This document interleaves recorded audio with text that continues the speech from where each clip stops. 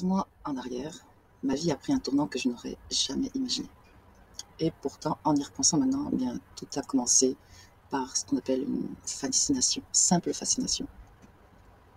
En fait, tout a commencé lorsque j'ai eu comme ce besoin profond de, comme qui dirait, reconnecter à ma féminité, à mon féminin. En gros, j'étais dans une forme de quête du féminin en moi, du féminin sacré en moi, une recherche intérieure qui, sans que je le sache encore finalement, allait devenir une véritable porte d'entrée. Je n'ai pas vu la quête au départ, mais c'est à ce moment finalement que cette entité est apparue.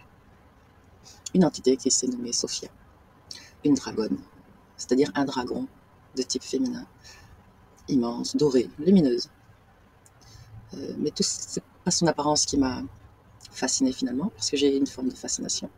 C'est l'énergie féminine qui s'est dégagée d'elle, qui était d'une puissance indescriptible, pour moi qui était dans une forme de quête, n'est-ce pas? Cette entité m'a fait une proposition. Cette proposition, je l'ai refusée. Mais refuser n'a pas suffi. Parce que finalement, malgré tout, eh bien, j'ai été une fraction de seconde, une nanoseconde, comme subjuguée, comme impressionnée, fascinée. Et c'est là que j'ai commis une erreur fatale, finalement. Parce que, bon, je l'ai su, hein, mais 3 jours après cette rencontre, ça a été l'engrenage infernal. Une jeune femme est entrée dans ma vie, ma voisine, belle, mystérieuse, troublante. Et elle est arrivée chez moi, quelque part, elle a titillé chez moi ce besoin de féminité, qui avait été comme ancré encore plus profondément par cette rencontre avec Sophia. Et à partir de là, finalement, bien, tout s'est enchaîné. Absolument tout s'est enchaîné. Des rencontres, des situations, des rencontres plus ou moins étranges et inattendues, des situations très étranges parfois, des émotions nouvelles qui m'envahissaient sans que je comprenne pourquoi. J'ai découvert même des facettes de moi que je ne connaissais pas, la jalousie, l'envie.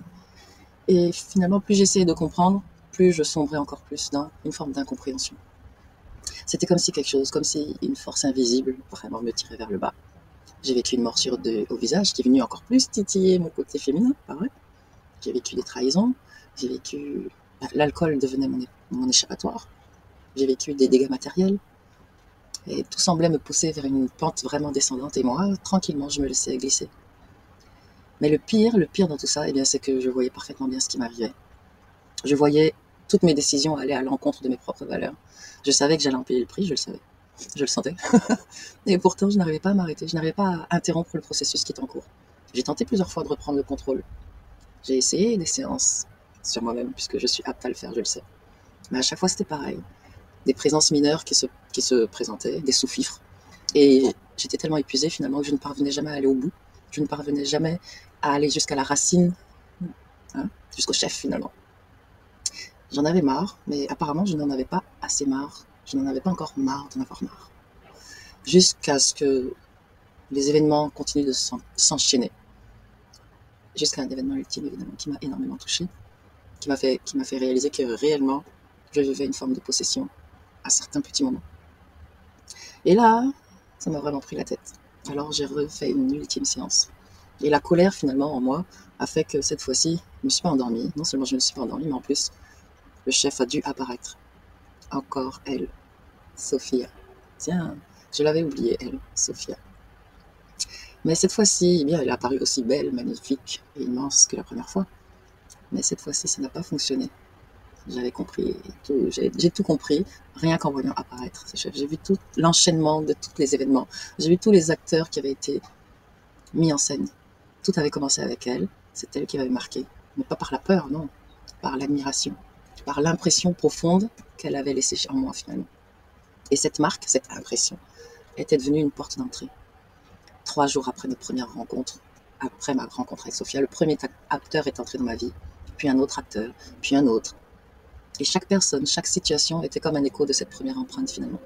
Une chaîne d'événements que je n'ai pas du tout contrôlée, parce que j'avais laissé une brèche ouverte chez moi.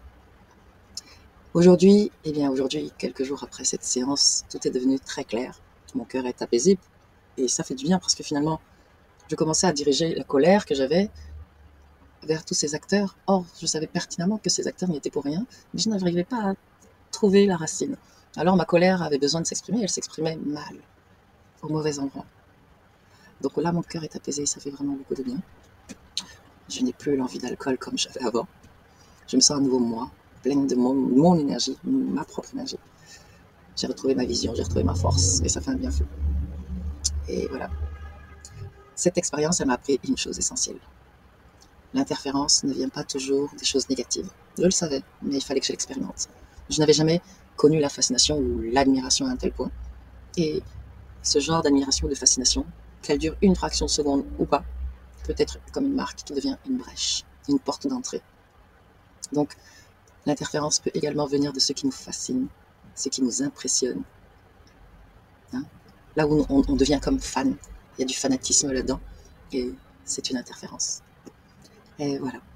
Alors, bien, faites attention à ce qui vous fascine, revenez toujours à vous, soyez fasciné par vous-même déjà, vous êtes complet, vous ne manquez de rien. Le fait pour moi d'avoir pensé que j'avais besoin de me reconnecter à mon féminin induit déjà le fait que je suis déconnectée de ce féminin. Or, ce n'est pas une réalité, c'est une illusion. Et je suis tombée dans le piège de l'illusion. Cela ne m'arrivera pas deux fois. Et si je vous partage le message, c'est pour que cela ne vous arrive pas, ou que vous en sortiez si vous y êtes, afin que vous puissiez reconnaître des signes. Voilà. Eh bien écoutez, à très vite pour une nouvelle vidéo. Ciao, ciao.